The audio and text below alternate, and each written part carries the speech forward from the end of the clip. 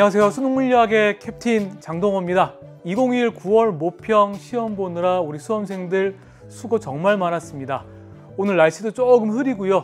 비도 조금씩 내리는 그런 흐린 날씨 속에서, 그리고 답답하게 마스크도 착용한 상태에서 어려운 시험 보느라고 정말 고생 많았습니다.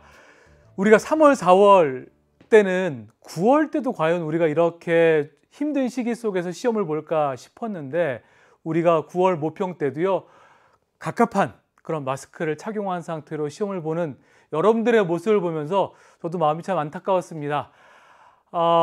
바람직하게 제가 바라기는 우리 수능 때는 건강하게 모든 것들이 다 회복이 돼서 최상의 컨디션으로 여러분들이 시험을 볼 수 있으면 참 좋겠다라고 하는 바람 또한 가져보았던 그런 오늘 하루였습니다.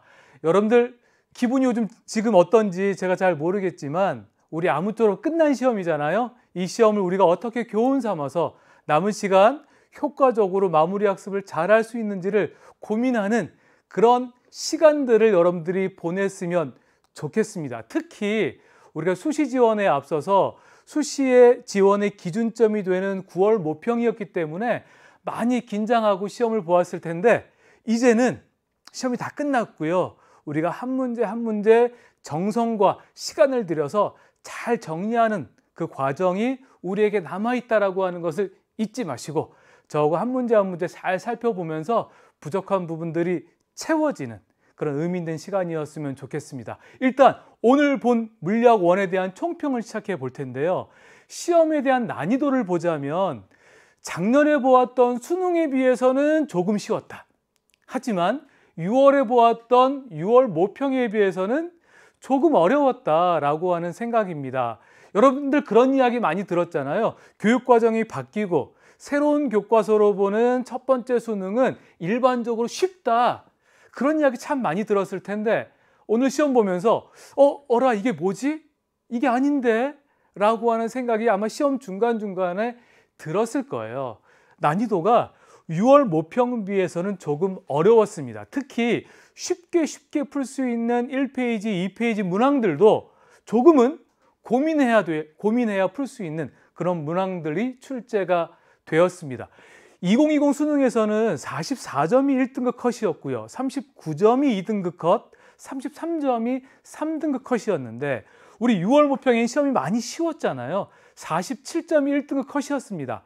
44점 2등급, 39점이 3등급이었는데요. 이번에 보았던 9월 모평은 아마 전체적인 집계가 되지 않아서 정확하게 알 수는 없지만 이 중간적인 난이도가 형성되지 않았을까라는 생각을 조심스럽게 해보게 됩니다.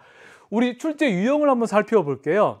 지식형 문항과 풀이형 문항이 7대 3의 비율로 어김없이 출제가 됐습니다. 그래서요, 풀이 과정 없이 풀 수 있는 문항들이 한 14문항 정도가 출제가 됐어요. 그리고 풀이 과정이 있어야 풀 수 있는 문항들이 한 6문제 정도가 출제가 됐습니다.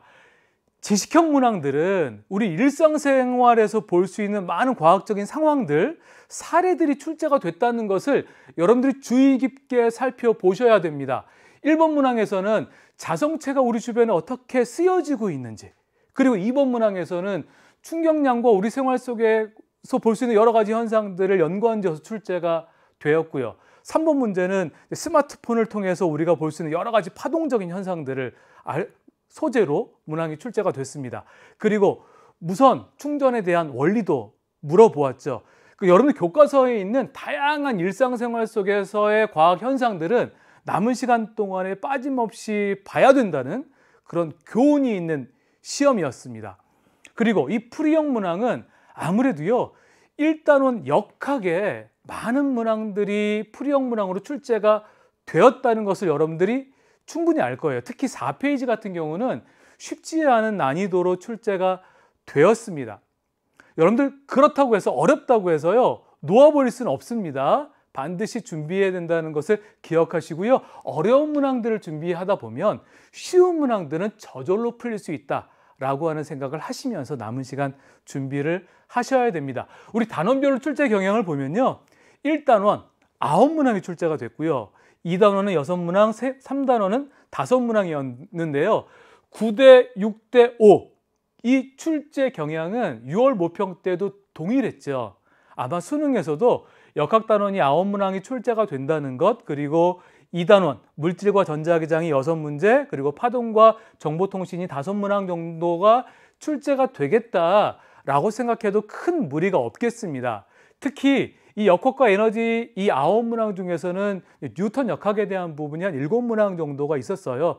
대부분이 뉴턴 역학에 대한 문제였다라는 것을 여러분들 잊지 마시고 잘 준비를 해야 됩니다. 그리고 이렇게 단원별로 출제가 되었고요. 우리 EBS 연계교재에서는 70%가 반영된다는 것이 이번 9월 모평에서도 그대로 적용이 됐습니다. 그래서 수능 특강에서는 한 8문항 정도가 출제가 됐고요. 수능 완성에서는 한 6문항 정도가 변형돼서 출제가 되었다라는 것도 여러분들이 남은 수능을 준비하는 데 있어서 연기교재를 어떻게 활용하고 마무리 학습을 할지를 잘 고민하시면서 학습 전략을 세워야 되겠습니다. 자, 그러면 9월 모평에서 어렵게 출제가 되었던 세 문항, 킬러 문항이라고 불리는 것들을 잠깐 보자면요. 아무래도 4페이지에 출제가 됐던 18번, 19번, 20번 문항이 조금 어려웠습니다. 시간적인 부분도 아마 쫓겼을 가능성이 크고요. 그리고 실제로 난도도 굉장히 있었어요. 18번 문항 같은 경우는 직선 도선에 의해서 만들어지는 자기장을 합성하는 문항이었는데요. 이 C라고 하는 도선을 움직이면서 여러 가지 상황에 대해서 묻는 문제, 충분히 어려웠고요.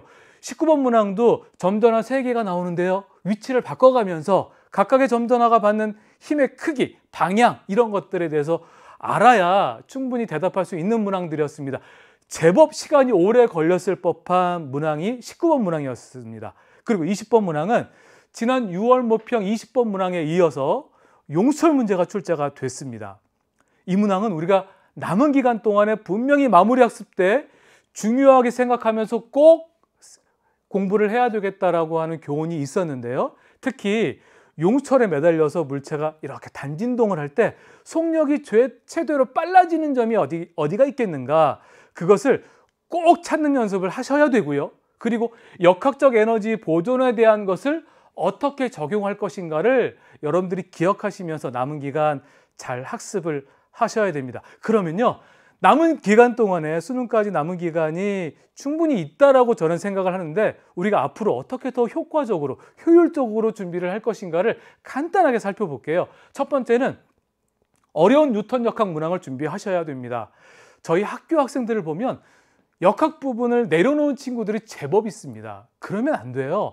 우리가 특히 어려운 문항들을 맞겠다라고 하는 생각도 굉장히 바람직한 생각이지만, 그 문항을 설령 틀린다 할지라도 어려운 문항들을 준비하다 보면 그에 따른 쉬운 문항들은 충분히 맞출 수 있는 그런 준비 작업이 될 수 있다라는 것을 기억하시고요.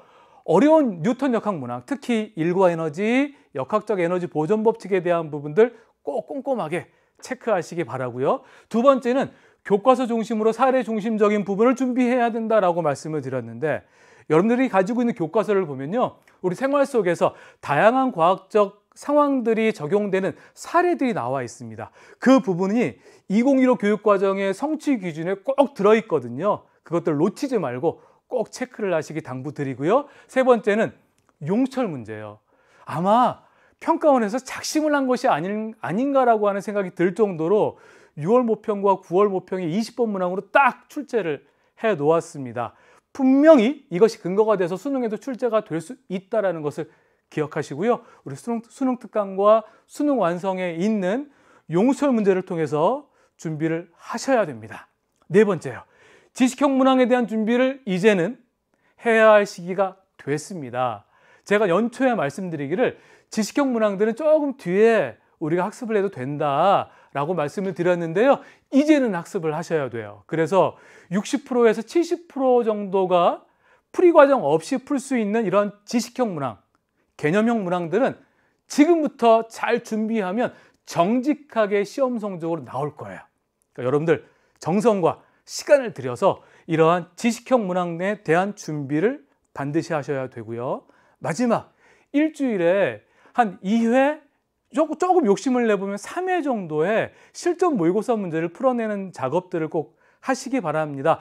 전체적으로 한번 살펴보는 거예요. 그래서 내가 놓치고 있는 부분들, 내가 잊어버린 부분들이 무엇이 있는지를 전체적으로 점검하는 시간이 반드시 필요하다라고 하는 당부의 말씀을 드리면서요. 우리 9월 모평, 총평을 마무리하고 이제는 한 문제 꼼꼼하게 살펴보도록 하겠습니다. 자, 시작해 볼게요. 감사합니다.